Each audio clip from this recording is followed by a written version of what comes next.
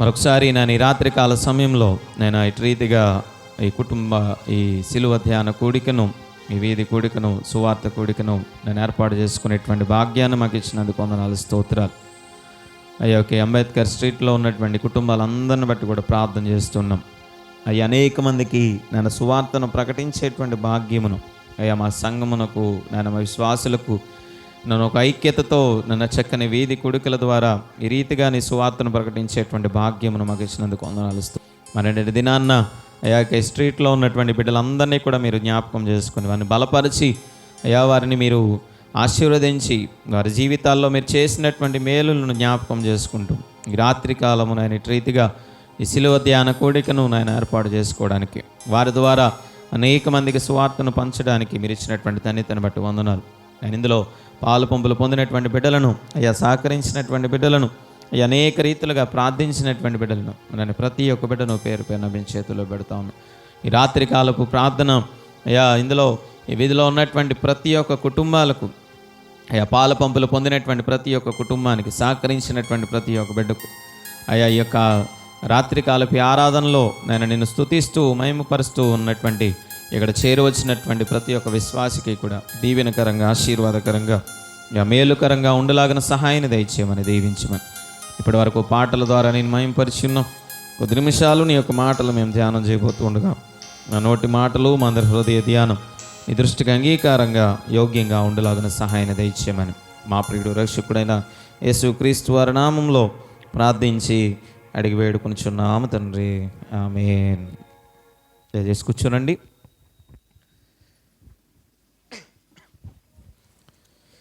మరొకసారి చేరువచ్చిన సంఘ బిడ్డలందరికీ, గ్రామస్తులకు, విశ్వాసులందరికీ కూడా ప్రభు అయిన యేసుక్రీస్తు వారి నామంలో హృదయపూర్వక వందనాలు తెలియజేస్తున్నాను. అందరికి వందనాలు, అందరికి వందనాలు. 2 చేతులు తెచ్చామండి అన్న వాళ్ళందరూ గట్టిగా హల్లెలూయా చెప్దాం. హల్లెలూయా. 2 కనిపించట్లే, నాకు ఒకటే కనిపిస్తుంది కొంతమంది. 2 చేతులు ఎత్తి హల్లెలూయా. సంతోషంగా ఉన్న వాళ్ళందరూ గట్టిగా హల్లెలూయా చెప్పండి. హల్లెలూయా. ఓకే, దేవునికి స్తోత్రం. బలాన్ని పెంచడానికి మంచి ప్రోటీన్లు ఉండే కూర కూడా ఉండేవాళ్ళు. సో తప్పనిసరిగా బలం వస్తుంది, తర్వాత ఇంకా ఎక్కువ బలం వస్తుంది. సో మరి రాత్రి కాల సమయంలో మరొకసారి మరి ఈ అంబేద్కర్ స్ట్రీట్లో ఉన్నటువంటి మరి మీ అందరిని బట్టి నేను ఎంతగానో సంతోషిస్తూ ఉన్నాను. మరి మరొకసారి మరి యొక్క వీధి సువార్త కూడిక ద్వారా మరి దేవుని యొక్క వాక్యాన్ని, దేవుని యొక్క శుభవార్తను మరి అనేక మందికి తెలియజేయడానికి దేవుడు మిమ్మల్ని అందరినీ కూడా బలపరిచినటువంటి విధానాన్ని బట్టి మీ కుటుంబాలన్నిటికీ కూడా ఇందులో పాలు పంపులు పొందినటువంటి, సహకారం అందించినటువంటి ప్రతి ఒక్క కుటుంబానికి కూడా పేరు పేరున హృదయపూర్వకమైనటువంటి వందనాలు, దేవుని యొక్క దీవెనలు ప్రతి ఒక్క కుటుంబానికి కూడా తెలియజేస్తూ ఉన్నాను. మరి ప్రతి ఒక్క ఈ వీధి సువార్త కూడిక ద్వారా మరి దేవుడు మరి ఎంతో ఘనముగా మరి కుటుంబాలకు, లేదా ఆ యొక్క సంఘ విశ్వాసులకు, లేదా అక్కడ ఉన్నటువంటి వారందరికీ మరి తగినటువంటి రీతిలో దేవుడు తన యొక్క ఆశీర్వాదములను, మేలులను దయచేస్తూ ఉన్నాడని నేనైతే నమ్ముతూ ఉన్నాను. అంత మాత్రమే కాదు కానీ తన వాక్యము చేత దేవుడు ప్రతి ఒక్క కుటుంబాన్ని బలపరుస్తూ ఉన్నాడు, స్థిరపరుస్తాడని నమ్ముతూ ఉన్నాను. మరి దేవుడు మన యొక్క జీవితాలు, మీ యొక్క జీవితాల్లో కూడా మరి రాత్రికాల సమయంలో కూడా దేవుడు అలాంటి ఒక గొప్ప శుభవార్తను, లేదా అలాంటి గొప్ప ఆశీర్వాదమును మరి ఇక్కడ ఉన్నటువంటి ప్రతి ఒక్క కుటుంబానికి, మరి ప్రార్థన ఏర్పాటు చేసుకున్నటువంటి ఈ కుటుంబాలందరికీ కూడా దేవుడు దయచేయాలి. ఇంకను ఇదే ఐక్యతతో, ఇదే సహవాసముతో మరి అనేక మందికి ఆశీర్వాదకరంగా మరి మీ అందరి యొక్క గృహాలు కూడా ఉండాలని మనస్ఫూర్తిగా ప్రార్థిస్తూ దేవుని మహింపరుస్తూ ఉన్నాను. దేవుడు మిమ్మలను, మీ యొక్క కుటుంబాలందరినీ కూడా దీవించి ఆశీర్వదించునుగాక. ఆమేన్. సో మీరు చక్కని మాటను వెనకాల రాశారు. సో నేటి దినాన్న దాని మీద కొన్ని మాటలు మనం జ్ఞాపకం చేసుకున్నాం. కొరింథీయులకు రాసిన మొదటి పత్రిక 1వ అధ్యాయము 18వ వచనములో ఈ సిలువను గూర్చినటువంటి వార్త నశించుచున్న వారికి వెరితనము కానీ రక్షింపబడుచున్న మనకు దేవుని యొక్క శక్తి. ఈరోజు దీని గురించే కొద్ది మాటలు మనం జ్ఞాపకం చేసుకుందాం.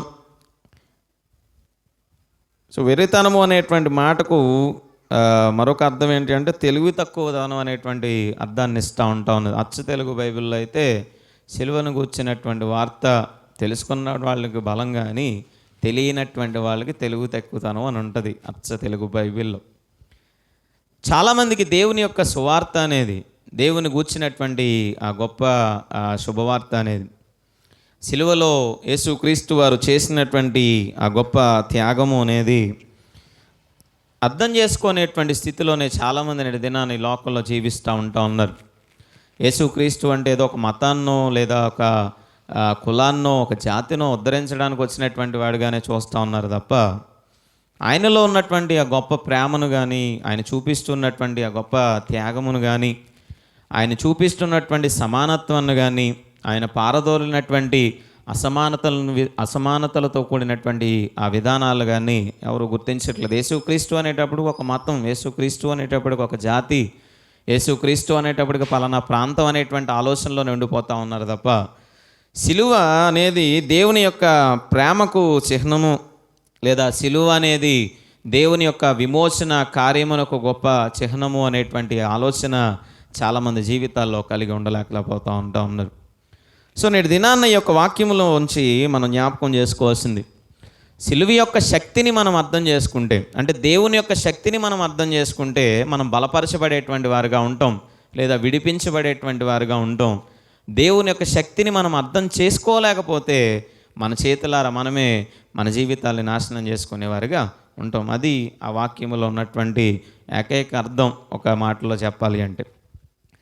సో నేటి దినాన మనందరం కూడా అనుకుంటా ఉన్నాం, నాకు తెలుసు కదా అని అనుకుంటా ఉన్నాం చాలాసార్లు. తెలుసు అని అనుకునేటువంటి వారిలో కూడా నిజంగా దేవుని శక్తిని పొందుకోలేనటువంటి రీతిలో, దేవుని యొక్క గొప్పతనాన్ని తెలుసుకోలేనటువంటి రీతిలో, ఇంకనూ కూడా అదే తెలివి తక్కువ వారుగా, దేవుని మార్గాన్ని సరైనటువంటి రీతిలో అర్థం చేసుకునేటువంటి వారుగా, ఇదేదో ఒక మతము అనుకుంటూ లేదా ఒక రకమైనటువంటి ఆలోచన కలిగి జీవిస్తూ ఉండేటువంటి వారుగా, ఇది కేవలం కొంతమందికి మాత్రమే పరిమితం, కొన్ని ప్రాంతాలకు మాత్రమే పరిమితం, కొంతమంది వ్యక్తులకు మాత్రమే పరిమితం అనేటువంటి ఆలోచనతో తెలివి తక్కువగా ఉండిపోతూ ఉన్నాం. కానీ దేవుని యొక్క వాక్యం సెలవిస్తూ ఉన్నమాట ఏంటంటే, దేవుడు లోకమునంతటినీ కూడా ప్రేమించి తన కుమారుని లోకానికి పంపించాడు. కేవలం ఇశ్రాయేలీలనో, కేవలం యోధులనో, లేదా కేవలం ఆయన వెంబడిస్తున్నటువంటి వారినో, కేవలం కొంతమందినో మాత్రమే కాదు. సో దేవుడు లోకమునంతటినీ కూడా ప్రేమించాడు. లోకమంతటి కొరకు, లోకమునంతటి పట్ల ప్రేమను చూపించి లోకమంతటి యొక్క విడుదల కొరకు క్రీస్తు యేసుని లోకానికి పంపించినట్లుగా మనం చూస్తూ ఉన్నాం. సో సిలువలో ఉన్నటువంటి శక్తి, దేవుని ప్రేమను అర్థం చేసుకొని వారికి ఒకవేళ దేవుని యొక్క విడుదల కార్యమును అర్థం చేసుకొని వారికి ఒకవేళ వ్యర్థంగా ఉంటుందేమో కానీ, తెలివి తక్కువతనంగా కనబడేదిగా ఉంటుందేమో కానీ, నిజంగా మనం అర్థం చేసుకోగలిగితే అది తప్పనిసరిగా మన జీవితాల్లో గొప్ప విడుదల వైపు నడిపించేదిగా ఉంటుందని నేటి దినాన్న మనం జ్ఞాపకం చేసుకోవాల్సిన వారం అంటూ ఉన్నాం. సో బైబిల్ గ్రంథంలోంచి కొంతమంది జీవితాలను నేటి దినాన్న మనం జ్ఞాపకం చేసుకుందాం. దేవుని ప్రేమను, దేవుని యొక్క విడుదలను అర్థం చేసుకోనకపోవడం వల్ల నష్టపోయినటువంటి వాళ్ళు ఎవరు? తెలివి తక్కువగారుగా మన జీవితాలను నాశనం చేసుకున్నటువంటి ప్రజలు ఎవరు? అలాగే దేవుని యొక్క ప్రేమను అర్థం చేసుకొని, దేవుని యొక్క ఆ విడుదల కార్యాన్ని అర్థం చేసుకొని బాగుపడినటువంటి వారు, లేదా వారి జీవితాల్లో ఆశీర్వదించబడినటువంటి వారు ఎవరు? అలాగే దేవుని ప్రేమ అనేది ఎవరిని గుర్తించకపోవడం వల్ల, దేవుని యొక్క శక్తిని గుర్తించకపోవడం వల్ల నష్టపోయినటువంటి వారు ఎవరు? దేవుని శక్తిని గుర్తించి బలమైనటువంటి కార్యాలు చేసినటువంటి వారు ఎవరు? సో ఈ రెండు విషయాలు, సో ప్రతి దానికి కూడా బొమ్మ బొరుసు అనేది ఏదైతే రీతిగా ఉంటుందో, సో మంచి పొందినవారు, చెడు పొందినవారు, మంచి పొందినవారు, చెడు పొందినవారు, రెండు విషయాల్లో నుంచి కూడా కొంతమంది జీవితాలను నిర్దినాన్న మనం జ్ఞాపకం చేసుకుందాం. మొట్టమొదటిగా దేవుని యొక్క ప్రేమను అర్థం చేసుకోకుండా, దేవుని యొక్క విడుదల కార్యాన్ని అర్థం చేసుకోకుండా, ఆ సిలువ అనేది క్రీస్తు సిలువలో మరణించడం ద్వారా, ఈ క్రీస్తు ఈ లోకానికి రావడం ద్వారా మమ్మల్ని రక్షించడానికి, మా పాపముల నుంచి మమ్మల్ని విడిపించడానికి, అనేక మంది పాపులను, అనేక మంది దేవునికి దూరంగా ఉంటున్నటువంటి వారిని, వారి జీవితాలు నాశనం చేసుకుంటున్నటువంటి వారిని విడిపించడానికి లోకానికి వచ్చాడు అని గుర్తించినటువంటి వెర్రితనముతో కూడినటువంటి ప్రజలు, తెలివి తక్కువ వారు ఎవరు అంటే అక్కడ ఉన్నటువంటి పరిచయాలు కనపడుతూ ఉంటారు. మొట్టమొదటిగా మార్కు సువార్త 2వ అధ్యాయం, మార్కు సువార్త 2వ అధ్యాయం 15 నుంచి 17 వరకు మనం చూస్తూ ఉన్నప్పుడు మార్కు సువార్త 2వ అధ్యాయం 15 నుంచి 17 వరకు. అతని ఇంట ఆయన భోజనమునకు కూర్చుండి ఉండగా సుంకరులను పాపులను అనేకులు యేసుతోనూ ఆయన శిష్యులతోనూ కూర్చుండి ఉండిరి. ఇట్టివారు అనేకులుండిరి, వారు ఆయనను వెంబడించి వారైరి. ఎవరు వెంబడిస్తూ ఉన్నారంటే యేసుక్రీస్తుని? సుంకరులు వెంబడిస్తూ ఉన్నారు, పాపులు వెంబడిస్తూ ఉన్నారు, ఇంకా అలాంటి వారు అనేక మంది వెంబడిస్తూ ఉన్నారు. ఆయన ద్వారా స్వస్థతలు పొందుకున్న వాళ్ళు అయి ఉండొచ్చు, లేదా ఆయన ద్వారా విడిపించబడినటువంటి వాళ్ళు అయి ఉండొచ్చు. వారందరూ కూడా వెంబడిస్తూ ఉన్నారంట. పరిసయ్యులలోనున్న శాస్త్రులు ఆయన సుంకరులతోనూ పాపులతోనూ భుజించుట చూచి ఆయన సుంకరులతోనూ పాపులతోనూ కలిసి భోజనము చేయుచున్నాడేమని ఆయన శిష్యులను అడుగుతూ ఉన్నారు. పాపులైనటువంటి వారేమో క్రీస్తుని గుర్తించారు, పాపులైనటువంటి వారేమో ఆయన చేర్చుకున్నారు, సుంకరులైనటువంటి వారు ఆయన చేర్చుకున్నారు. లేదా పరిసయ్యులైనటువంటి వారు మాత్రం దేవుని యొక్క ధర్మశాస్త్రం అంతటినీ తెలుసుకున్నటువంటి వారు మాత్రం ఆచార సంబంధమైనటువంటి ఆ విధానంలోనే వారి జీవితాలు ఉన్నది తప్ప, వారి ఆచారాన్ని చూస్తూ ఉన్నారే తప్ప, వారి పద్ధతులను వారు చూస్తూ ఉన్నారే తప్ప, వారి స్థాయిని వారు చూస్తూ ఉన్నారే తప్ప, యేసుక్రీస్తు ఈ లోకానికి దిగి వచ్చింది పాపులమైనటువంటి మనల్ని రక్షించడానికే కదా, మనల్ని చేర్చుకోవడానికే కదా, ఆయనతో మనం చేర్చబడితేనే కదా మన జీవితాల్లో మార్పు కలిగేది అని దేవుని యొక్క ప్రేమను అర్థం చేసుకోలేకపోతూ ఉన్నారు. సో వారందరూ కూడా రాబోతున్నటువంటి మెస్సయ్యను గురించి ఎదురు చూస్తున్నటువంటి వారు, శాస్త్రులైనా పరిసయ్యులైనా సద్దుకయ్యులైనా అక్కడ ఉన్నటువంటి యోధా జనాంగం అంతా కూడా ఎవరి కోసం ఎదురు చూస్తూ ఉన్నారంటే, ఒక రాజు అక్కడికి వస్తాడు, వచ్చి వాడందరినీ కూడా విడిపిస్తాడు అని. కానీ వారి ఉద్దేశం రాజు అంటే ఏంటంటే ఒక స్థాయిని చూస్తూ ఉన్నారు, ఒక గొప్ప స్థానాన్ని వారు చూస్తూ ఉన్నారు. రాజు అనేటువంటి వాడు అందరితో కలిసి ఉండకూడదు, ఎవరితోనూ దగ్గరగా రాజునివ్వకూడదు, పాపులతో ఉండకూడదు, సుంకరులతో ఉండకూడదు, లేదా లోకానుసారమైనటువంటి వారితో తిరగకూడదు, తనకంటూ ఒక స్టేటస్ ఉండాలి, తనకంటూ ఒక స్థాయి ఉండాలి అనేటువంటి స్థాయిని, ఆచారాన్ని, పద్ధతులను, ధర్మశాస్త్రాన్ని చూస్తూ ఉన్నారే తప్ప, మేము చేస్తున్నది సరైనటువంటి పద్ధతి, ఒక యూదుడై ఉండి ఈయన నడుస్తున్నటువంటి విధానం సరైనటువంటి కాదు అని క్రీస్తు యొక్క ప్రేమను అర్థం చేసుకోలేనటువంటి వెర్రివారి వలె ఆనాడదైనా నా పరిసయ్యులు అనేక మంది ఉన్నట్లుగా మనం చూస్తూ ఉన్నాం. ఆచారము అనేటువంటి వెర్రితనంలో ఉండిపోయారు ఆనాటి పరిసయ్యులు, ఆచారము అనేటువంటి వెర్రితనంలో ఉండిపోయారు ఆనాటి సద్దుకయ్యులు. ఆచారము అనేటువంటి పద్ధతుల్లో ఒక ఆ ధర్మశాస్త్రము అనేటువంటి ఆలోచన వరకు మాత్రమే పరిమితమైపోయింది వారి యొక్క జీవితం తప్ప, దాన్ని దాటి అందరినీ చేర్చుకునేటువంటి మార్గం వైపు రాలేకపోతూ ఉన్నది. ఈరోజు సిలువను గూర్చినటువంటి వార్త, దేవుని ప్రేమను గూర్చినటువంటి వార్త అనేక మందికి వెరితనంగా ఎందుకు కనబడతా ఉంది, అందరికీ తెలివి తక్కువతనంగా ఎందుకు కనబడతా ఉందంటే, క్రీస్తు యొక్క ప్రేమ ఎక్కువగా చేరింది ఎవరికి అంటే అట్టడుగు స్థితిలో ఉన్నటువంటి మనలాంటి ప్రజల యొక్క జీవితాల్లోనికి. మొట్టమొదట దేవుని సువార్త అందుకున్నది ఎవరంటే మనలాంటి పరిస్థితుల్లో ఉన్నటువంటి వారే. దళిత వాడల్లోనూ, మారుమూల గ్రామాల్లోనూ, పల్లెల్లోనూ, చాలా దూర ప్రాంతాల్లోనూ, ఊరు బయట ఎక్కడో ఉన్నటువంటి పరిస్థితుల్లో ఉన్నటువంటి వారికి చేరుకుంది. అందుకే క్రీస్తును తక్కువగా చూస్తూ ఉన్నాం. దేవుని ప్రేమ అట్టడుగు స్థాయిలో ఉన్నవారికి కూడా వెళ్తుంది అనేటువంటి విషయాన్ని గుర్తించినటువంటి పరిసయ్యులు వంటి వెర్రివారు నేటి దినానికి కూడా ఇంకనూ కూడా అనేక మంది జీవిస్తూనే ఉన్నారు. చాలామంది మన కుటుంబాల్లో ఉన్నారు దేవుని యొక్క ప్రేమను గుర్తించినటువంటి వారు, దేవునిని గుర్తించినటువంటి వారు, దేవుని యొక్క ప్రేమను చేర్చుకునేటువంటి ఆ గొప్ప లక్షణాన్ని తెలుసుకోలేనటువంటి వారు. సో ఆచారము అనేటువంటి ఒక వెర్రితనం, చట్టము న్యాయము అనేటువంటి ఒక వెర్రితనము, లేదా ఈయనతోనే ఉండాలి, ఆయనతో ఉండాలి, ఎక్కడ వరకు అనేటువంటి ఒక దృష్టి, వారి దృష్టి అంతా కూడా కేవలం ఆచారం మీద ఉంది తప్ప దేవుడు చూపిస్తున్నటువంటి ప్రేమ మీద, కనికరం మీద ఏమాత్రం కూడా లేదు. సిలువను గూర్చిన వార్త దేవుని ప్రేమను చూపించేదిగా ఉన్నది. సిలువ అనేది దేవుని యొక్క ప్రేమకు చిహ్నం. సిలువ అనేది ఆయన చూపిస్తున్నటువంటి గొప్ప త్యాగానికి చిహ్నం. ఆ ప్రేమ కేవలం ఉన్నతమైనటువంటి స్థితిలో ఉన్న వారికి మాత్రమే కాదు, అట్టడుగు స్థితిలో ఉన్నటువంటి వారికి కూడా.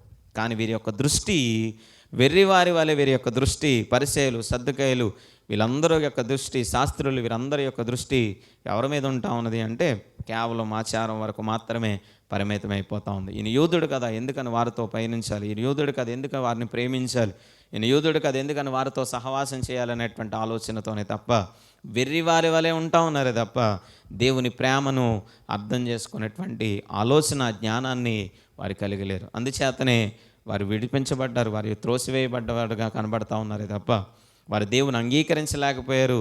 చివరకు క్రీస్తుని సిలువకు అప్పగించేంతగా వారు పాపిష్టులైపోయారు తప్ప దేవుని ప్రేమను మాత్రం వారు గుర్తించలేని వారుగానే వారి జీవితాలు కనబడుతూ ఉన్నాయి. మరి ఇన్ని సంవత్సరాలు మన విశ్వాసపు యాత్రలు మనము దేనికి ప్రాధాన్యతనిచ్చేటువంటి వారుగా ఉంటా ఉన్నాం?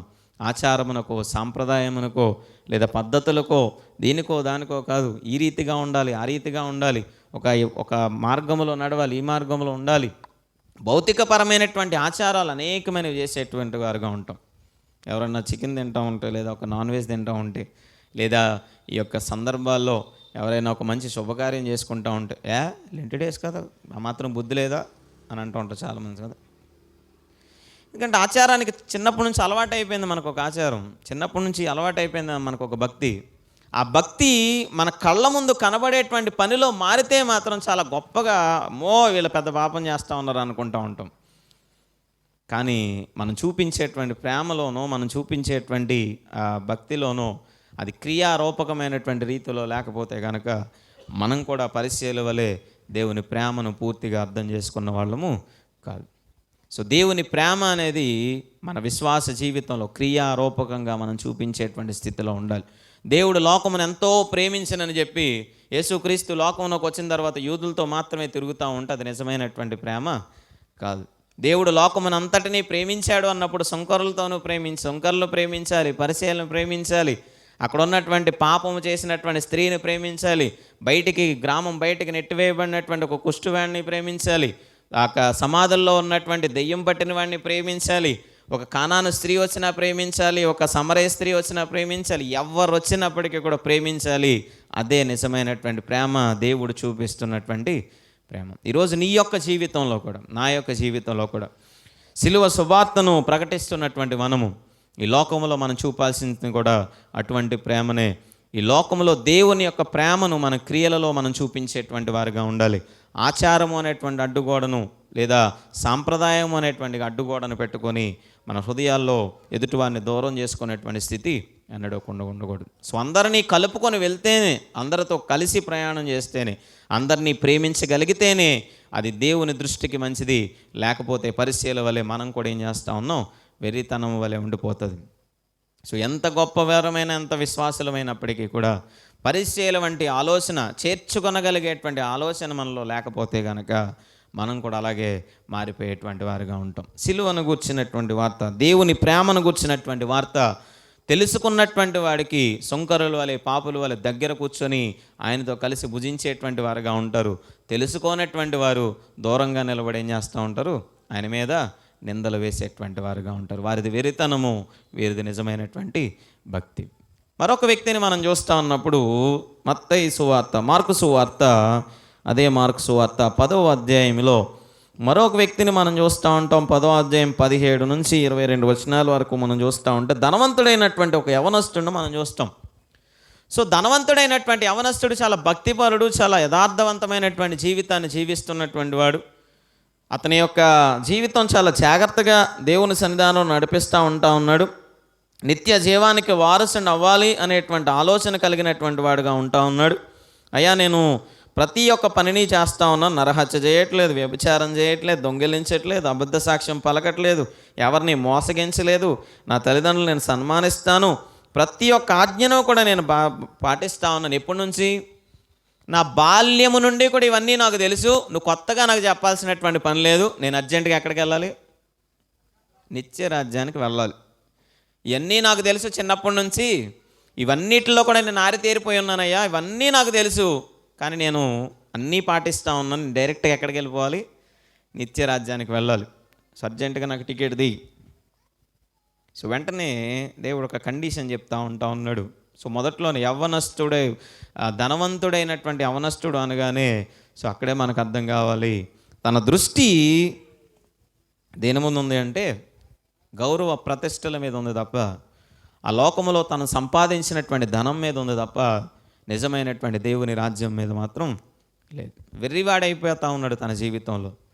దేవుని యొక్క ప్రేమను, నిజమైనటువంటి ప్రేమను, దేవుడు నిజంగా ఆ యొక్క నిత్య రాజ్యానికి చేర్చాలి అంటే, రక్షించబడాలి అంటే తనలో ఉండాల్సినటువంటి ప్రాముఖ్యమైనటువంటి లక్షణాన్ని తన జీవితంలో కలిగి ఉండలేకపోతూ ఉన్నాడు.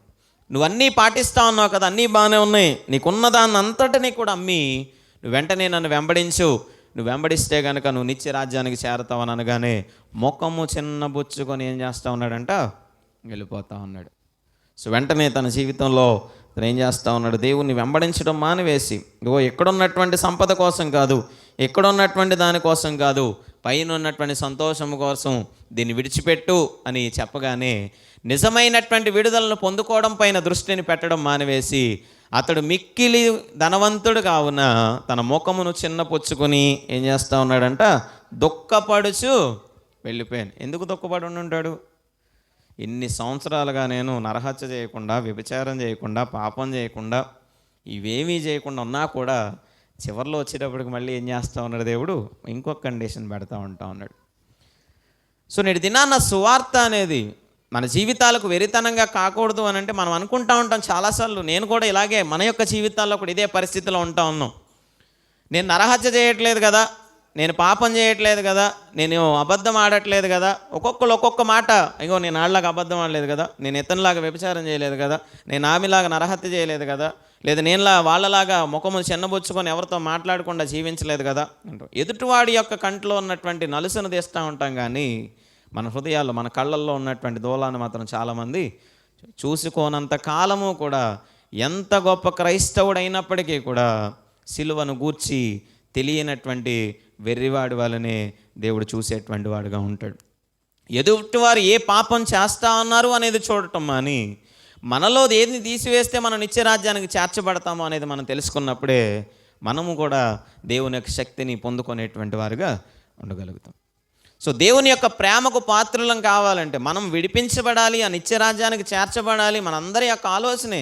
కానీ దాని కొరకు ఇహలోక సంబంధమైనటువంటి ప్రతి ఒక్క ఆశను, ప్రతి ఒక్క ఆలోచనను, ప్రతి ఒక్క దాన్ని కూడా నువ్వు ఎప్పుడైతే త్యజించగలుగుతావో, దాన్ని పూర్తిగా విడిచిపెట్టగలుగుతావో, దేవునిపై మాత్రమే దృష్టి ఉంచేటువంటి వ్యక్తిగా నువ్వు ఎప్పుడైతే నేను ఉండగలుగుతామో అప్పుడే దేవుని రాజ్యానికి చేర్చబడతాం. సో ఈ లోకంలో ఉన్నటువంటి ధనము మీదో, ఈ లోకంలో ఉన్నటువంటి ఆశల మీదో, ఇహలోక సంబంధమైనటువంటి గౌరవ ప్రతిష్టల మీదో మనం ఆధారపడుతూ ఇదే గొప్ప అని అనుకుంటూ దీనికోసమే ప్రయాసపడేటువంటి వారుగా, దీనికోసమే ప్రాధేయపడేటువంటి వారుగా ఉంటూ నేనన్నీ పాటిస్తూ ఉన్నాను కదా, ప్రతి ఆదివారం ప్రార్థనకి వెళ్తా ఉన్నాను కదా, ప్రతి శుక్రవారం ప్రార్థనకి వెళ్తా ఉన్నాను కదా, 40 దినాలు ఉపవాసం చేస్తూ ఉన్నాను కదా, నా వస్త్రాలు చక్కని వస్త్రాలు ధరిస్తూ ఉన్నాను కదా దేవుని కొరకు, నేను ఈ రీతిలో ఉంటా ఉన్నాను కదా, ఆ రీతిలో ఉంటా ఉన్నాను కదా అని మన భక్తిని మనం చూపిస్తూ ఉన్నాం, మన ఆచారాన్ని బాగానే చూపిస్తూ ఉన్నాం. కానీ దేవుని కొరకు విడిచిపెట్టాల్సినటువంటి లక్షణాలు మాత్రం విడిచిపెట్టలేకపోతూ ఉన్నారు చాలామంది. సో విడిచిపెట్టనటువంటి వాడు క్రైస్తవుడైనా యూదుడైనా దేవుని యొక్క ప్రేమను తెలియనటువంటి వెర్రివానితోనే సమానం.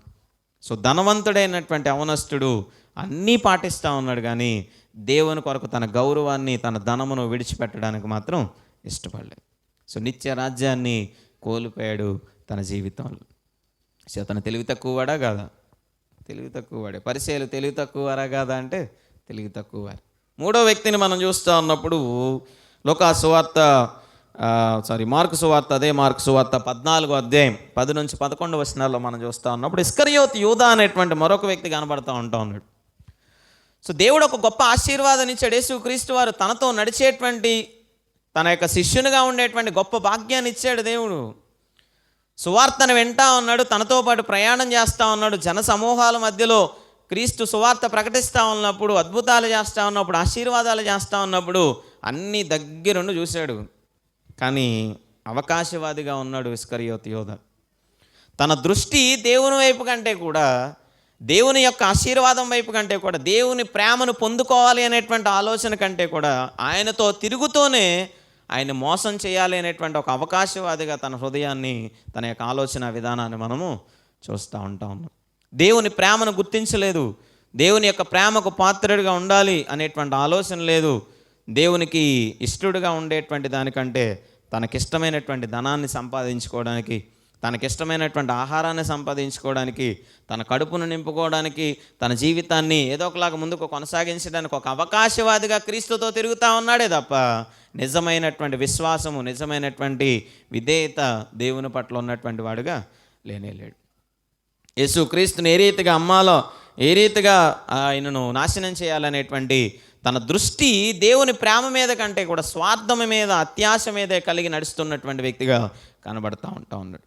సో అతను ఎలాంటి వాడు? ఇస్కరియోతు యోధా తెలివి తక్కువవాడు, వెర్రివాడు, క్రీస్తు యొక్క ప్రేమను తెలుసుకోలేనటువంటి వెర్రివాడు. ఆయనతోనే తిరుగుతూ ఉన్నాడుగా మరి. సో సిలువను గూర్చినటువంటి వార్త నశించుచున్నటువంటి వారికి వెరితనం అంటే క్రైస్తవులు కానటువంటి వారికో, క్రైస్తవ్యం తెలియనటువంటి వారికో, దేవుడు అంటే ఎవరో తెలియనటువంటి వారు, వాళ్ళు తెలుసుకోలేక పాపులైపోతూ ఉన్నారు, తెలుసుకోలేక నశించిపోతూ ఉన్నారు అని అనుకుంటా ఉన్నామేమో. కానీ ఎక్కువ మంది తెలివి తక్కువ వాళ్ళు క్రైస్తవంలోనే ఉంటా ఉన్నాం. ఎందుకంటే అన్నీ తెలిసి మనం ఏం చేస్తూ ఉన్నాం? తప్పుడు మార్గంలో వెళ్తూ ఉన్నాం చాలాసార్లు. అన్నీ తెలిసి పరిచయాల వలె మనం అర్థం చేసుకోలేకపోతా ఉన్నాం దేవుని ప్రేమను. అన్నీ తెలిసి దేవుని కొరకు మన గౌరవాన్ని, మన ప్రతిష్టను, లేదా దేవుని కంటే ఎక్కువగా ప్రేమించేటువంటి దాన్ని విడిచిపెట్టలేకపోతా ఉన్నాం చాలాసార్లు.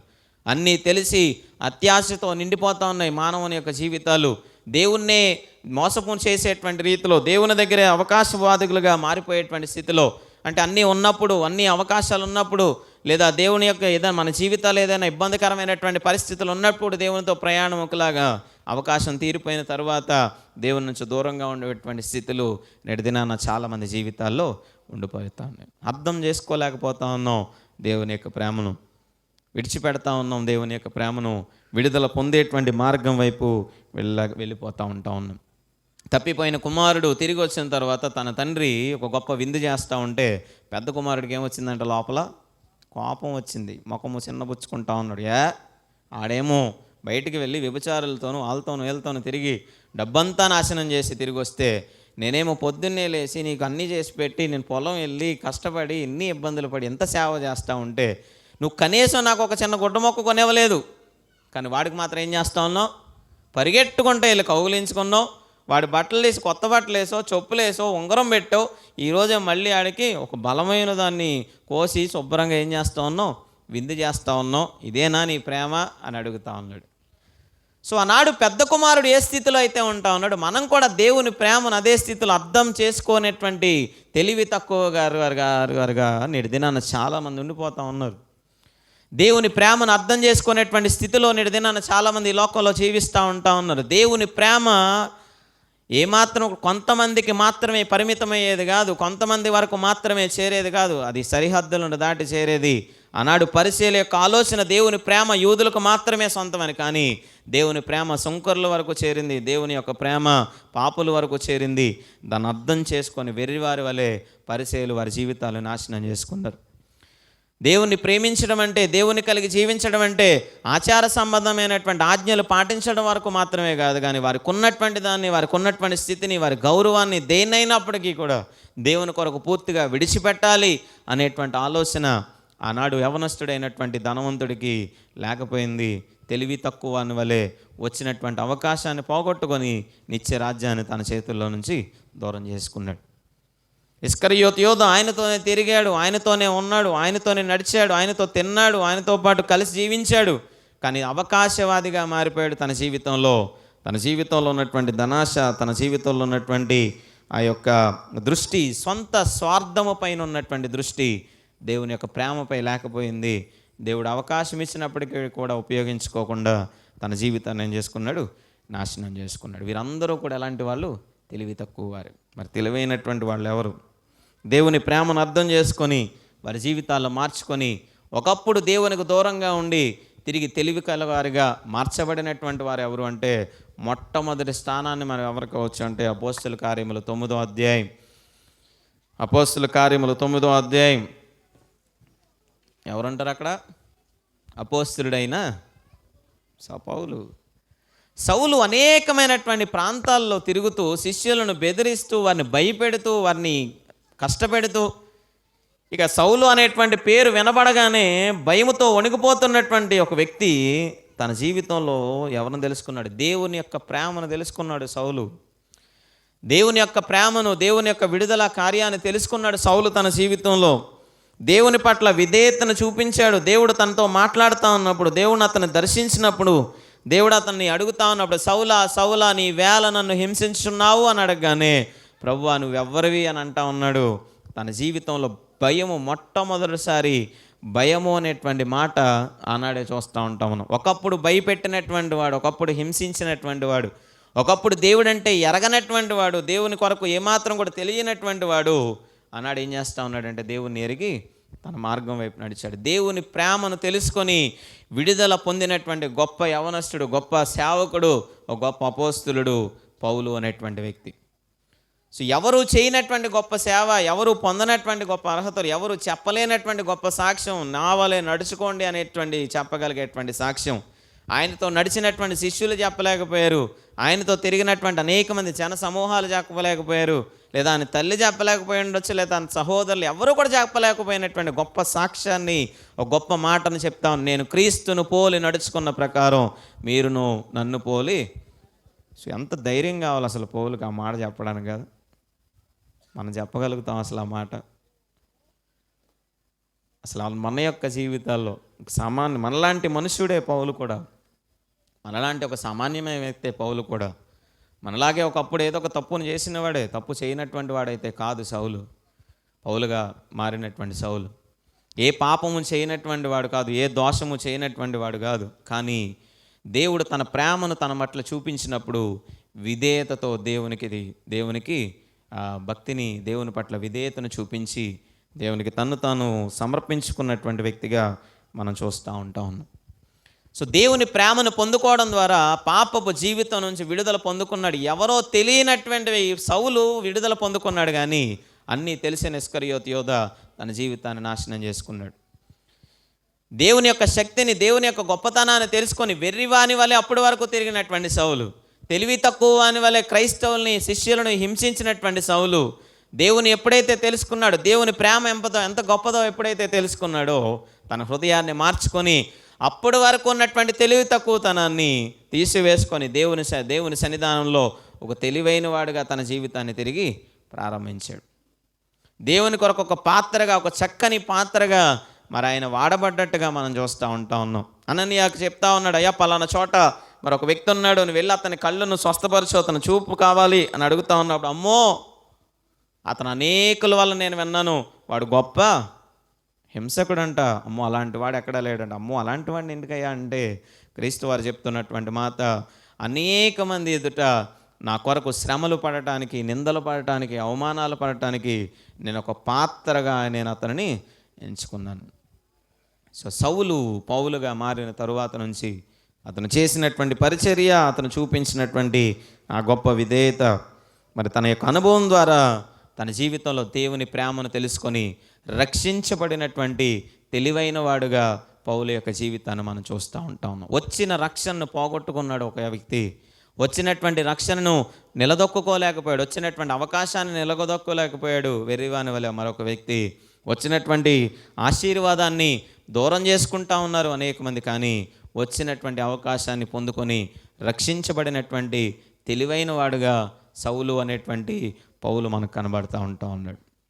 సో రెండవ వ్యక్తిని మనం చూస్తూ ఉన్నప్పుడు యోహాను సువార్త 4వ అధ్యాయంలో మరొక స్త్రీ మనకు కనబడుతూ ఉన్నది. అమ్మా నీ భర్త ఎక్కడా అనగానే తన పాపాన్ని అంతటినీ కూడా ఒప్పుకుంటూ ఉంది. సో వెంటనే గుర్తించింది క్రీస్తు వారిని, దేవుని యొక్క గొప్పతనాన్ని గుర్తించింది, నీవే రక్షకుడు అని గుర్తించింది. తాను గుర్తించడం మాత్రమే కాదు, కానీ ఆమె పొందుకున్నటువంటి ప్రేమను, ఆమె పొందుకున్నటువంటి జ్ఞానాన్ని అప్పటి వరకు తెలివి తక్కువ దాని వల్లే పాపం చేస్తా జీవించింది, అప్పటి వరకు తెలివి తక్కువ అని వల్ల దేవునికి దూరంగా జీవించింది. కానీ ఎప్పుడైతే తెలుసుకున్న వెంటనే ఆమె చేస్తున్నటువంటి పని ఏంటి అంటే, తాను పొందుకున్నటువంటి రక్షణను మొత్తం గ్రామం అంతటికీ కూడా తెలియజేస్తూ ఉన్నది. 29-30 వచనాల్లో ఆ మాటలు మనం చదువుతూ ఉంటాం. ఆమె గుర్తించింది, ఆమె గౌరవించింది, ఆమె హృదయంలో దేవుని ప్రేమను చేర్చుకుంది. అప్పటి వరకు తెలివి తక్కువ దాని వల్లే పాపం చేస్తున్నటువంటి ఆ వ్యక్తి తన జీవితాన్ని మార్చుకొని ఒక తెలివైనటువంటి నిర్ణయాన్ని తీసుకొని క్రీస్తు యొక్క సువార్తను తన గ్రామంలో ప్రకటించి తన గ్రామం యొక్క రక్షణకు ఒక గొప్ప మార్గమును చూపించినటువంటి స్త్రీగా ఆ స్త్రీ యొక్క జీవితాన్ని మనం చూస్తూ ఉన్నాం. సో సమరయ స్త్రీ దేవుడంటే ఎవరో తెలియనటువంటి స్త్రీ, క్రీస్తు వారిని గురించి ఏమాత్రము తెలియనటువంటి స్త్రీ. ఆ సమరయులైనటువంటి వారి మార్గం గుండా వెళ్ళడానికి కూడా యూదులు ఇష్టపడేటువంటి వారు కాదు, ఆ మార్గం గుండా నడవడానికి కూడా ఏమాత్రము కూడా ఇష్టపడేటువంటి వారు కానే కాదు. వారిని ఒక పాపులుగా, నీచులుగా, అసహ్యులుగా చూసేటువంటి ప్రజల మధ్యలోనికి యేసుక్రీస్తు వెళ్ళాడు. కారణం, తెలివి తక్కువ జీవితాన్ని జీవిస్తున్నటువంటి ఒక సమరయ స్త్రీ క్రీస్తు యొక్క ప్రేమను పొందుకొని తన తెలివితో తన గ్రామాన్ని రక్షించుకోగలిగింది. సో ఎవరు గొప్పవాళ్ళు ఇప్పుడు మనం అనేది ఒకసారి ఆలోచన చేస్తే, ఇస్కరియోతు యోధా గొప్పవాడా, సమరయ స్త్రీ గొప్పదా అంటే, సో ఎవరు తెలివి తక్కువ వాళ్ళు? ఇస్కరియోతు యోధా తెలివి తక్కువ వాడు. క్రీస్తు యొక్క ప్రేమను తెలుసుకున్నటువంటి సమరయ స్త్రీ గొప్పది. తనతో తిరిగినటువంటి వాడు వెర్రివాడు అయిపోయాడు. ఎవరో తెలియనటువంటి ఒక స్త్రీ మాత్రం దేవుని యొక్క శక్తిని తెలుసుకోగలిగింది. ఈరోజు మన యొక్క జీవితాల్లో కూడా, మన యొక్క కుటుంబాల్లో కూడా చాలాసార్లు దేవుని ప్రేమను సరైనటువంటి రీతిలో అర్థం చేసుకోనకుండా మన దృష్టి అంతా గౌరవం మీదనో, మన దృష్టి అంతా ధనం మీదనో, మన దృష్టి అంతా ఆశల మీదనో, మన దృష్టి అంతా కూడా లోకానుసారమైనటువంటి ఆచారాల మీదనో పెట్టుకుంటూ వచ్చినటువంటి అవకాశాలని పోగొట్టుకుంటున్నటువంటి పరిచయాల వలె, వచ్చినటువంటి అవకాశాలను పోగొట్టుకుంటున్నటువంటి ఆ ధనవంతుడైనటువంటి ఆ యవనస్తుని వలె, ఇచ్చినటువంటి ఆధిక్యతను పోగొట్టుకుంటున్నటువంటి ఆ యొక్క ఇస్కరియోతు యోధా వాళ్ళు, అన్నీ తెలిసినటువంటి వాళ్ళు ఏమో పోగొట్టుకుంటా ఉన్నారు. ఏమీ తెలియనటువంటి సౌలు లాంటి వాళ్ళు, ఏమీ తెలియనటువంటి ఒక సమరయ స్త్రీ లాంటి వాళ్ళు, ఏమీ తెలియనటువంటి ఒక కానాను స్త్రీ లాంటి వాళ్ళు మాత్రం దేవుని యొక్క సువార్తను విని, దేవుని యొక్క మాటలు విని, దేవుని యొక్క ప్రేమను అర్థం చేసుకొని వారి జీవితాలను ఏం చేసుకుంటా ఉన్నారు? అంతకంతకు బలపరుచుకుంటా ఉన్నారు. తెలివైనటువంటి వాళ్ళు తెలివి తక్కువ వాళ్ళు అయిపోతూ ఉన్నారు. తెలివి తక్కువగా ప్రవర్తించినటువంటి వారు తెలివైన వారి వలె దేవుని మార్గాన్ని వెంబడిస్తూ ఉన్నారు. మరి ఈరోజు మన యొక్క జీవితాల్లో కూడా మనం ఎప్పుడైతే విధేయతతో దేవునికి లోబడేటువంటి వారిగా ఉండగలుగుతాము, మనం ఎప్పుడైతే మన యొక్క పాపమును దేవుని సన్నిధానంలో ఒప్పుకొని దేవుని మీద ఆధారపడేటువంటి వారిగా ఉంటామో, క్రీస్తు యొక్క సువార్త, ఆ సిలువలో ఆయన చేసినటువంటి త్యాగము మన జీవితాలకు ఒక తెలివైనటువంటి మార్గాన్ని చూపించేదిగా ఉండగలుగుతుంది. సో మనం తీసుకునేటువంటి నిర్ణయమే మనం తెలివైన వాళ్ళమా, తెలివి తక్కువ వాళ్ళమా అనేది నిర్ణయించేది. సో రక్షించబడినటువంటి వారికి దేవుని యొక్క శక్తిగా మరి ఈరోజు దేవుని యొక్క మాటను మనం చూస్తూ ఉన్నాం. రెండవదిగా, సో చాలామంది జీవితాల్లో ఆ శక్తిని పొందలేకపోతూ ఉన్నాం. ఆ శక్తిని పొందుకునేటువంటి వారికి ఉండలేకపోతా ఉన్నంటే కారణం, దేవుని యొక్క శక్తిని అర్థం చేసుకోలేని రీతిలోనే చాలామంది విశ్వాస జీవితాలు ఉండిపోతూ ఉన్నారు. దేవుని ప్రేమను అర్థం చేసుకోక పరిసయ్యులు తెలివి తక్కువ వారు అయిపోయారు. దేవుని ప్రేమను అర్థం చేసుకోకపోవడం వల్ల నిత్య రాజ్యాన్ని కోల్పోయాడు ఆ యవనస్తుడు. దేవుని యొక్క ప్రేమను అర్థం చేసుకోకపోవడం వల్ల వచ్చినటువంటి అవకాశాన్ని కోల్పోయాడు ఇస్కరియోతు యోధా. ఈరోజు దేవుని యొక్క శక్తిని అర్థం చేసుకోకపోవడం వల్ల నష్టపోతున్నటువంటి ప్రజలు కూడా ఈ లోకంలో అనేక మంది ఉన్నారు. అలాంటి వ్యక్తుల్లో మొట్టమొదటి వ్యక్తి గొలియాతు అనేటువంటి ఒక వ్యక్తిని మనం చూస్తూ ఉంటాం. సమూయేలు మొదటి గ్రంథంలో 17వ అధ్యాయం మొదటి నుంచి 58 వచనాల్లో మనం చూస్తూ ఉన్నప్పుడు 42 నుంచి 44 వచనాల్లో మనం చూస్తూ ఉంటే, దావీదు వస్తూ ఉంటే దావీదుని చూసి అంటూ ఉంటాడు, చాలా చిన్న బుచ్చుతా దావీదును చూసి ఒక మాట మాట్లాడుతూ ఉంటాడు. సమూయేలు మొదటి గ్రంథము 17వ అధ్యాయం, సమూయేలు మొదటి గ్రంథము 17వ అధ్యాయము 42వ వచనాన్ని మనం చూస్తూ ఉంటే, ఫిలిష్తీయుడు కర్ర తీసుకొని, నీవు నా మీదకి వచ్చున్నావే, నేను కుక్కనా అని దావీదుతో చెప్పి తన దేవతల పేరట దావీదును శపిస్తా. నా దగ్గరకు రమ్ము, నీ మాంసమును ఆకాశ పక్షుకులకును భూమృగములకును ఇచ్చివేతునని ఆ ఫిలిష్తీయుడు ఏం చేస్తూ ఉన్నాడు? దావీదుతో చెప్తా ఉన్నాడు. అంటే ఫిలిష్తీయుడు ఏం చేస్తూ ఉన్నాడంటే దావీదును ఒక బలహీనుడిగా చూస్తూ ఉన్నాడే తప్ప దావీదు వెనకాల ఉన్నటువంటి బలాన్ని మాత్రం గుర్తించలేకపోతూ ఉన్నాడు. అంటే దేవుణ్ణి ఎరగనటువంటి వారికి పైన కనపడేటువంటి ఆ స్వరూపములు, లేదా పైన కనబడేటువంటి వ్యక్తులను, లేదా పై కనబడేటువంటి ఆ శక్తిను చూసేటువంటి వారుగా ఉంటామే తప్ప దేవుని శక్తిలో ఉన్నటువంటి గొప్పదనాన్ని, దేవుని శక్తిలో ఉన్నటువంటి ఆ ఇదిని అర్థం చేసుకోకుండా నష్టపోయేటువంటి వారుగా ఉండిపోతూ ఉంటాం చాలాసార్లు.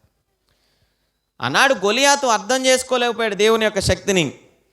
ఆనాడు గొలియాతు అర్థం చేసుకోలేకపోయాడు దేవుని యొక్క గొప్పతనాన్ని. అందుకే ఒక చిన్నవాడైనటువంటి దావీదు చేతిలో ఏమైపోయాడంట? గొలియాతు చచ్చిపోయాడు, నాశనం అయిపోయాడు. కారణం, దేవుని శక్తిని అర్థం చేసుకోనటువంటి అజ్ఞానిగా ఈ యొక్క గొలియాతు జీవితాన్ని మనం చూస్తూ ఉంటాం. సో దేవుని యొక్క శక్తిని అర్థం చేసుకుంటే మనం బలపడేటువంటి వారిగా ఉంటాం. దేవుని శక్తిని అర్థం చేసుకోకపోతే నష్టపోయేటువంటి వారిగా ఉంటాం. గొలియాతు అర్థం చేసుకోలేకపోయాడు దేవుని శక్తిని. కళ్ళ ముందు కనబడే దావీదును చూశాడు తప్ప ఆయన వెనకాల ఉన్నటువంటి శక్తిమంతుడైనటువంటి దేవుణ్ణి గుర్తించలేకపోయాడు. ఐగుప్తీయులు తరుముతా ఉన్నారు. నిర్గమాకాండంలో ఐగుప్తీయులు అన్ని కష్టాలు వచ్చినప్పటికీ 10 తెగుళ్ళ చేత వారందరినీ కూడా గద్దించినప్పటికీ కూడా వారి జీవితంలో ఏం చేసుకోలేకపోయారు, తెలుసుకోలేకపోయారు. దేవుని శక్తి ఏంటో గ్రహించలేకపోయారు. వారు ఎర్ర సముద్రం దగ్గరికి వచ్చినప్పటికీ వాళ్ళు తరుముతూ ఉన్నారు. వారు ఎర్ర సముద్రాన్ని పాయలు చేసినప్పుడైనా గుర్తించలేకపోయారు దేవుని శక్తిని. ఎందుకంటే దేవుడు అంటే వాళ్ళకు తెలియదు. దేవుని శక్తి అంటే ఏంటో గ్రహించలేనటువంటి స్థితిలో ఉంటాం. వెర్రి వారి వలె ఉన్నారు, దేవుని శక్తిని గుర్తించలేని స్థితిలో. సో ఆ సముద్రం మధ్యలోనికి వెళ్ళిన తర్వాత ఏమైపోయిందంట, వారి రథంలోకి ఉన్నటువంటి చక్రాలు ఊడిపోయి మొత్తం వాళ్ళందరినీ కూడా దేవుడు ఏం చేసి సమూలముగా నాశనం చేశాడు. దేవుని శక్తిని అర్థం చేసుకున్న నష్టపోయినటువంటి వాళ్ళు ఈ గొలియాతు కావచ్చు, లేదా ఈ యొక్క ఐగుప్తీయులు కావచ్చు, లేదా సౌలు లాంటి ఒక గొప్ప మహారాజు కావచ్చు. కానీ ఈరోజు నువ్వు దేవుని శక్తిని అర్థం చేసుకుంటే కనుక, దేవుని శక్తిని నువ్వు అర్థం చేసుకొని ముందుకు కొనసాగితే కనుక, ఆ దేవుని శక్తిని నువ్వు పొందుకోగలిగితే కనుక దేవుడు నీ ద్వారా గొప్ప విజయాలను దేవుడు ఇచ్చేటువంటి వాడుగా ఉంటాడు. ఏలియా దేవుని శక్తిని అర్థం చేసుకున్నాడు. తన ముందు 440 మంది బయలుదేవతలు ఉన్నప్పటికీ ఒంటరిగా నిలవబడి, నా దేవుని ఎదుట మీ అందరినీ కూడా నేను ఈరోజు ఎవరు గొప్పవాడో నేను చూపిస్తాను అని ధైర్యంగా నిలవబడ్డటువంటి వాడిగా ఏలియా కనబడతా ఉన్నాడు. దేవుని శక్తిని అర్థం చేసుకున్నటువంటి వాడిగా దానియేలుని చూస్తూ ఉన్నాం. అందుకే ధైర్యంగా సింహాల బోన్లోనికి వెళ్ళగలిగాడు. దేవుని శక్తిని అర్థం చేసుకున్నటువంటి వాడిగా యోబు కనపడతా ఉన్నాడు. అందుకే అంత నష్టం వచ్చినప్పటికీ కూడా దేవుని మీద ఉన్నటువంటి ఆ విశ్వాసాన్ని ఎన్నడూ కూడా విడిచిపెట్టలేదు. ఈరోజు నశించేటువంటి వారికి ఒకవేళ వెర్రితనమేమో కానీ, ఈరోజు చాలామంది మనల్ని కూడా అలాగే అంటూ ఉండవచ్చు. ఎంత పెద్ద బలహీనత వచ్చింది కదా, మీ దేవుడు విడిపిస్తాడా? ఎంత పెద్ద సమస్య వచ్చింది కదా, దేవుడు మిమ్మల్ని తప్పేస్తాడా? ఎంత పెద్ద శోధన వచ్చింది కదా, దేవుడు దాని నుంచి మిమ్మల్ని బయటకు తీసుకొస్తాడా?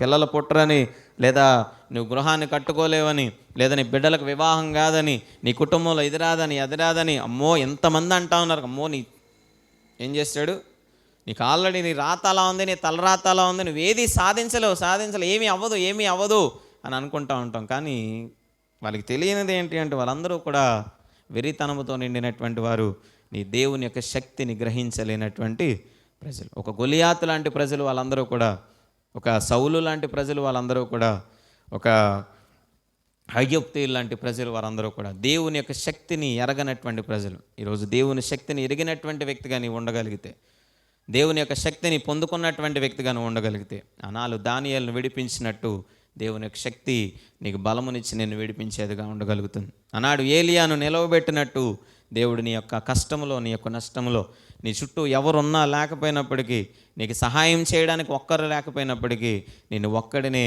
1000 మంది వలె దేవుడు నిలవబెట్టేటువంటి వాడుగా ఉండగలుగుతాడు. నీ జీవితంలో ఎన్ని సమస్యలు వచ్చినా, ఇంక అయిపోయింది నీ జీవితం ఇంతే అని యోబు యొక్క భార్య నిందించినట్టుగా నేను చుట్టూ ఉన్నటువంటి వారు నిందిస్తూ ఉన్నాం. తన స్నేహితులు తన యొక్క జీవితంలో ఎదురైనటువంటి సమస్యలను బట్టి కృంగదీసేటువంటి మాటలు మాట్లాడుతూ ఉన్నా, సిలువను గూర్చినటువంటి వార్తను, సిలువను గూర్చినటువంటి ప్రేమను, దేవుని యొక్క ప్రేమను, దేవుని యొక్క శక్తిని గ్రహించినటువంటి నీవు బలాన్ని పొందుకునేటువంటి వ్యక్తిగా ఉంటావు. ఆ సిలువను గూర్చినటువంటి వార్త, ఆ దేవుని యొక్క ప్రేమ మనల్ని, మన కుటుంబాలని విడిపించి గొప్ప కార్యాలతో, గొప్ప శక్తితో, దేవుని ఆశీర్వాదములతో అనేక మంది ఎదుట ఎవరైతే నిందించారో, ఎవరైతే భయపెట్టారో, ఎవరైతే బాధ పెట్టారో, ఎవరైతే మన హృదయాలను గాయపరిచారో, అలాంటి వారి ఎదుటే దేవుడు మనల్ని ఒక ఉన్నతమైనటువంటి స్థానంలో నిలవబెట్టేటువంటి వాడుగా ఉండగలుగుతాడు. సో సిలువను గూర్చినటువంటి వార్తను, దాన్ని తెలుసుకున్నటువంటి మనందరి జీవితాల్లో కూడా నిజంగా దానికి విధేయతను చూపించగలిగితే, నిజంగా దాని మీద ప్రేమను కలిగి జీవించగలిగితే, నిజంగా దేవుని యొక్క ప్రేమను అర్థం చేసుకోగలిగితే, మనల్ని మనం దేవునికి సమర్పించుకోగలిగితే, అది మనకు శక్తినిచ్చేదిగా ఉంటుంది, మనకు బలమునిచ్చేదిగా ఉంటుంది. పడిపోతున్నటువంటి స్థితిలో నుంచి లేవనెత్తి ఉన్నతమైన రీతిలోనికి మనల్ని నడిపించేదిగా ఉంటుంది. మరి ఈరోజు ఇక్కడ ఉన్నటువంటి మనందరి జీవితాల్లో కూడా మరి ఆ సిలువను కూర్చున్నటువంటి వార్త వెరితనం వైపు నడిపించేదిగా కాకుండా, జ్ఞానం వైపు నడిపించేదిగా, బలం వైపు నడిపించేదిగా, దేవుని బలమును పొందుకొని ఇంకను గొప్ప కార్యాలు చేయగలిగేటువంటి ఒక విశ్వాస వీరులుగా ఈ లోకంలో నిలవబెట్టేదిగా మరి ఆ సిలువను కూర్చున్నటువంటి వార్త, ఆ దేవుని యొక్క ప్రేమ, ఆ దేవుని యొక్క శక్తి మనకు, మన కుటుంబాలకు దయచేయాలని మనస్ఫూర్తిగా ప్రార్థిస్తూ కొద్ది మాటలు ముగిస్తూ ఉన్నాను. దేవుడి కొద్ది మాటలు మన వెనుకల్లో